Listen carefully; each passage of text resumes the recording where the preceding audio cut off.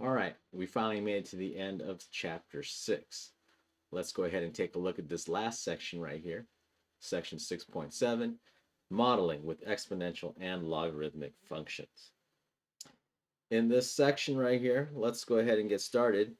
Um, it's very similar. Well, some of the concepts is very similar to what we actually did in chapter 2, uh, more specifically chapter 2.4, where we talked about common differences to determine whether we have a linear or a quadratic function.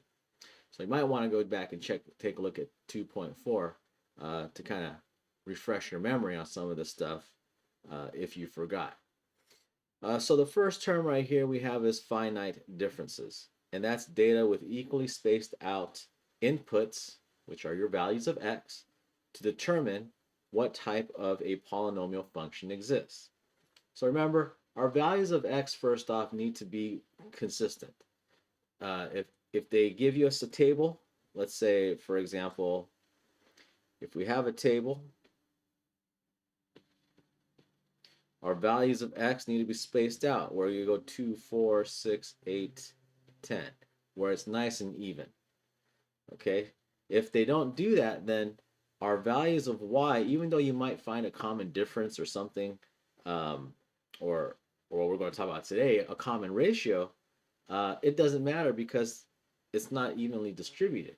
So the first thing to kind of check out right here is, do we have finite differences? All right. So always look at your values of x right up here to start off with. Okay. Next up, we have ourselves a common ratio. That is the factor each value of y is being changed. So remember in 2.4 we talked about common difference. Right here in 6.7 we're going to talk about a common ratio where my values of y, to get my next one, am I multiplying it by a number? Okay, whatever that number is, that is your common ratio. So that right there will be when we know we have ourselves actually an exponential function. And then you're taking a look right here at this equation of point slope form. Y is equal to AB to the x power. All right, and we will be using that equation quite a bit. Coming up next, let's take a look at steps to determine the type of function that we have. Okay, so the first part, and these are notes that make sure you write them down because you're not going to find it anywhere else. Step 1 right here, we have ourselves look for common differences. Okay, remember this is a review of 2.4. All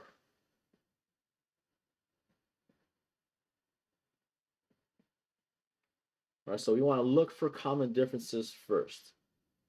If there's a first common difference, then we have ourselves a linear function.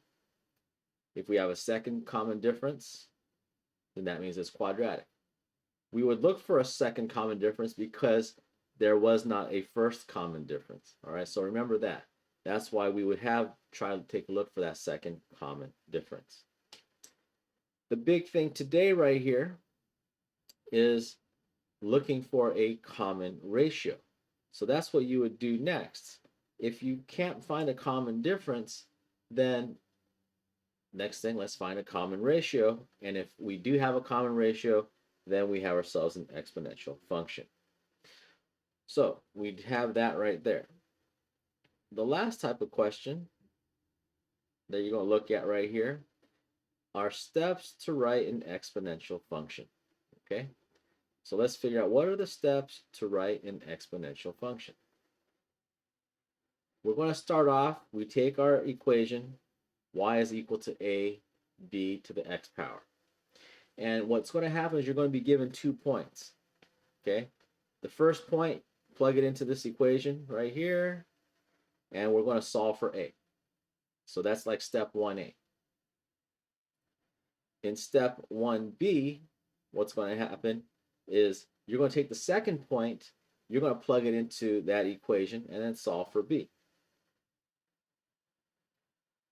In step 2, you take the answer from part 1a you plug it into the equation and substitute, okay, substitute in what the equation that you have for step 1b.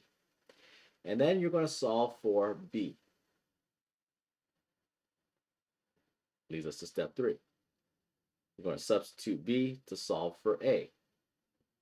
So now we have both a and b, and what happens at the very end is you take a and b, you plug it into this equation down right here, and you'll have your exponential function, just like that.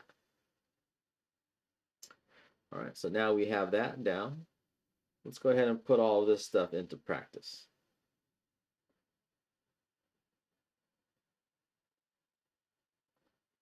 All right, so right here, extra practice, looking at problem number 1. We have our table. Remember, step 1, we want to make sure that my intervals look good. So I got 6, 7, 8, 9, 10, and 11. Those are all intervals of 1. So that part is great. So now when I go ahead and take a look at my values of y, I want to see if we have ourselves a common difference. So I want to go ahead and go through them, check it out. To go from 34 to 47, that right there is plus 13. From 47 to 62, that's a plus 15. From 62 to 79, we have plus 17. So what it looks like right here, and we have plus 19 and plus 21. We don't have a common difference, okay? So we do not have a first common difference. So what that tells me is, let's try it again and see if we have a second common difference. Because there's most likely, there is a good chance that that happens. So if it looks right here, I go from 13 to 15, that's plus 2. 15 to 17, plus 2. 17 to 19, plus 2. And 19 to 21, plus 2. Look, all of these differences are common. And that's supposed to be a 2 and not a 12. All right, so what does that mean? We have ourselves a quadratic function. So ask, what type of function is represented by the table? Oh, no. Excuse me for that.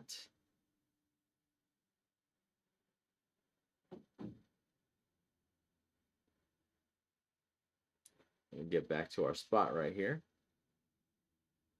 That's one of those oh no moments. All right, so here we go back right here. Go ahead and put my answer. We have a quadratic function.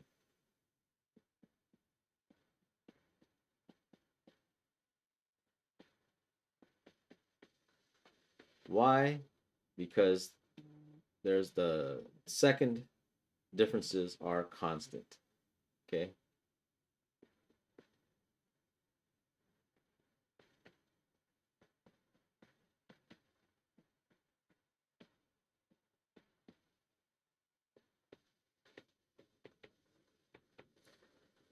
More or less, we have ourselves second common differences. Okay. So that's why we have ourselves a quadratic. And let's go next up to number 2.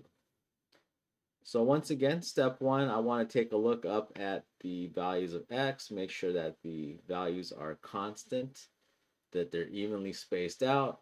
I go from -5 to -3, -1, 1, 3, and 5. Looks like they're consistently going up by values of 2, all right, adding 2. So now let's take a look at y. I look right here, 1/5 to 3/5, that's adding 2/5. And so let's just put right here, that's plus 2/5, right? And then from 3/5 to 9/5, that's plus, we have 6/5. And then next up right there, we have ourselves plus 20, or no, let's see, that's plus 18/5. And so before we keep going further, I already have an idea that it's not, we don't have a first common difference. Let's see if we have a second common difference. So right here, I look at this, that's going to be plus 4/5. And then 6 to 18, that's plus 12/5. So it doesn't look like we have a first or second common difference. So let's go ahead. I'm going to erase this and try it again. But this time, I want to look to see if I have a common ratio. What could I multiply between these two numbers right here from 1/5 to 3/5? Well, that number is 3. I can multiply 1/5 by 3 to get 3/5. From 3/5 to 9/5, I multiply by 3 again.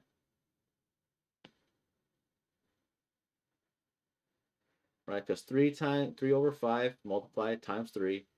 Remember, you multiply straight across with whole numbers, and it becomes 9 over 5. Try it again. Multiply by 3 to get 27. 27 times 3 gets me 81, so we got 81 over 5.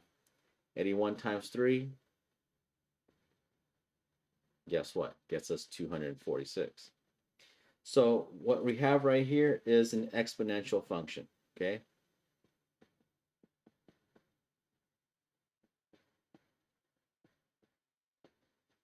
So we have an exponential function right here, y. We have a common ratio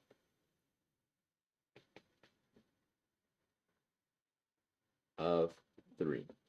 Because each and every time 3 is being multiplied right here for us to get our answer. All right, and there we go. The last concept right here. We're going to write an exponential function, y equals abx form, whose graph passes through the given functions. All right, so gave us like 4 steps to help us solve this problem out. We are going to be using, once again, our equation of y is equal to ab to the x power. That is key right here. Let's start off first. We have, take our first point.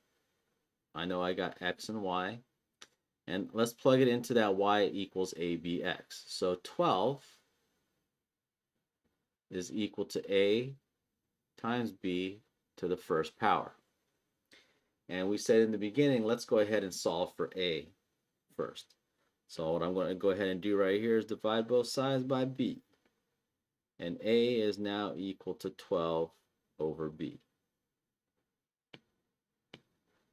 So that's step 1a. Let's take a look next up at step 1b. We're going to repeat that process with the second point right here. Now I'm going to go ahead and put 108 is equal to a times b to the third power. Okay. Now there was something else that I added right here. All right, if we take a look, actually now, we're now on step 2, is that we're going to substitute right here this a into the second equation. And so by doing that, let's go ahead and rewrite things. I now have 108 is equal to 12 over b times b to the third. All right, so now by doing that, I know I'm on the right track because I have all the same variable right there, and I can now solve for b. So let's go ahead, we'll finish off this part and solve for b. The b's nicely cancel out that denominator. So I've got 108 is equal to 12 times b squared now. And then we just go through the steps of solving for b. I'll divide both sides by 12. So 9 is equal to b squared. And then lastly, we'll go ahead and square root both sides. And b is equal to plus or minus 3. But what I really care for is the principal root right here in this problem. And that would be positive 3. All right, so now that we have both a and b, we have one last step, and that's to plug things into our y is equal to a times b to the x power. And so let's go ahead right here. We got y is equal to a, oh actually, sorry, let's go back one step. We actually didn't find a yet. So let's do that first. So to find a is real simple. 12 divided by 3, that is equal to a, and so a is equal to 4. So there we go. Now we're almost done. Now let's go to this last step right here. Put it all together. Y is equal to a, which is 4, times b. Now right here, in good practice, is to put this in parentheses. Okay? Don't forget about the parentheses around the 3, and then that is raised to the x power. And so now we have our answer. So y is equal to 4 times 3 to the x power. If you were to plug that into your calculator, you would find that these points, 1, 12, and 3, 108, both land on this exponential function. Let's try one more right here with number 4. All right, so we have, we'll start from the beginning. We got y, which is 2, is equal to a times b to the negative first power. All right, things get a little interesting here because of this exponent. It's negative 1. So how about this? It's typically easier for us to rewrite things, and we don't like negative exponents anyways. So I'll go ahead and bring that b down to the denominator, and then now it becomes b to the negative, or b to the first power. Right, we took the inverse of it. And now let's get b by, or a by itself. And now it should make more sense that, hey, let me multiply both sides by b, and a is now equal to 2 times b. All right, just like that. Okay, so don't think that, hey, with the negative, take the inverse of it. Okay, that's probably the easiest way for you to go about doing this and solving the problem out. Let's take a look at the next part, part 1b. We got 32, and that's equal to a b to the third power. Now, remember, right here, I'm going to take that 2b, and I want to substitute that in for a. And so now I have 32 is equal to 2b times b to the third. And now I can go ahead and solve for b, right? All my b's are the same, so that means I know, hey, I could solve I could solve this thing out. So 32 is equal to 2b to the fourth. Go ahead and divide both sides by 2 next. I got b to the fourth is equal to, what is that? 16. And then let's go ahead and get b by itself. We could cube root, or sorry, we'll fourth root both sides. And it works out nicely that b ends up equaling 2. So b equals 2. I have to find a next. So let's go ahead right here. 2 times 2 is equal to a, and a looks like it's going to be equal to 4. All right, that's what I care about the most right here, that 4.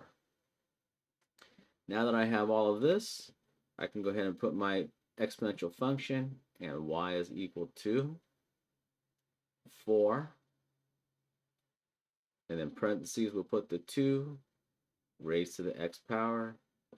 And there you go. We now found another function, exponential function, that goes through the 2 points that are given. All right. We have now finished up chapter 6. We took quite a bit of time on it because we took 2 sections on several of the sections within here. Make sure you go back and you understand these sections, all right, because we are going to have a test coming up soon. So I want you to make sure that you are prepared. Don't forget, if you have any questions, come to tutorial, send me an email, and that goes for anybody. And thank you for watching.